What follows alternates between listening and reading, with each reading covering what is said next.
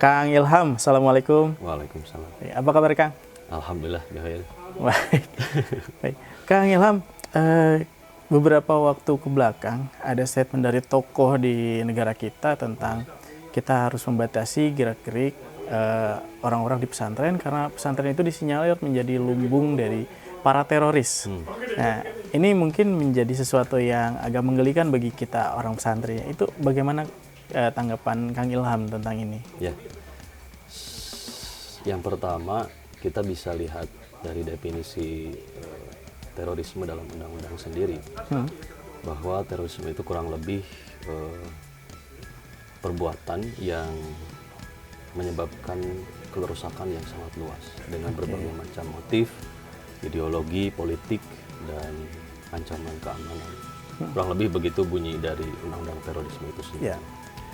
Nah, sehingga sebetulnya secara definisi terorisme itu bisa saja menghinggapi siapapun dan dimanapun, tidak hanya Islam. Jadi banyak, hanya saja hari ini sifat subjektivitas dari terorisme itu sendiri ya, disandingkannya kadang-kadang ya konotasinya dalam konteks nasional maupun dalam konteks internasional, kita sudah sama-sama tahu bahwa terorisme itu sering disandingkan dengan Islam. Gerakan Islam radikal. Itu sungguh sebuah ungkapan yang sangat tidak adil sebetulnya. Padahal ya banyak kasus-kasus juga kejahatan-kejahatan yang dilakukan oleh di luar dari Islam itu sendiri. Kemudian poin yang kedua adalah kita tidak bisa pungkiri bahwa dalam Islam sendiri ya banyak gerakan-gerakan yang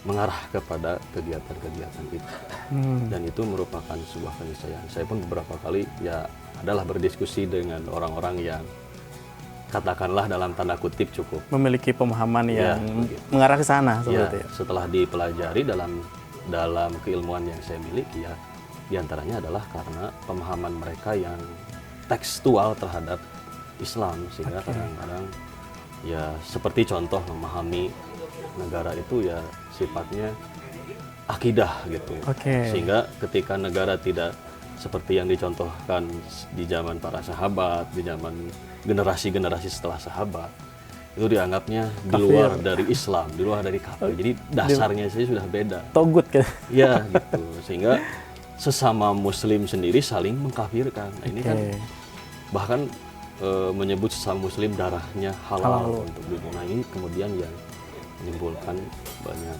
gerakan-gerakan terorisme. Padahal dalam sebagai background masuk hukum tata negara, hukum dalam bernegara itu sifatnya dinamis. Lalu bagaimana ketika ada statement bahwa pesantren ini menjadi lumbung teroris katanya kan? Ya bisa kita sebut sebagai sebagian oknum lah gitu ya. Sehingga mayoritas hari ini kita bisa lihat bagaimana damainya Indonesia. Kalaupun memang pesantren ribuan hari ini pesantren yang ada di Indonesia adalah sarang dari teroris, harusnya kan sudah banyak gerakan. Sudah hancur ya? Sudah hancur Indonesia. Tapi pada buktinya kan banyak ya, kita sangat-sangat mentoleransi agama-agama yang ada di luar kita.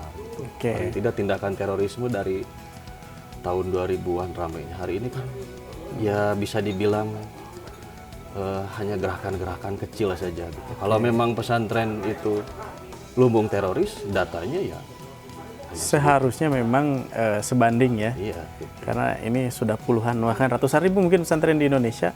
Tapi mungkin hanya 1-2 yang dianggap teroris. Bukan pesantrennya tapi orangnya maksudnya ya. Dan itu ya sudah banyak antisipasi dari pemerintah sendiri, dari ormas-ormas Islam sendiri yang mendukung kegiatan-kegiatan untuk counter teroris lah istilahnya. Counter teroris. Baik. Terima kasih Kang Ilham. Sama-sama.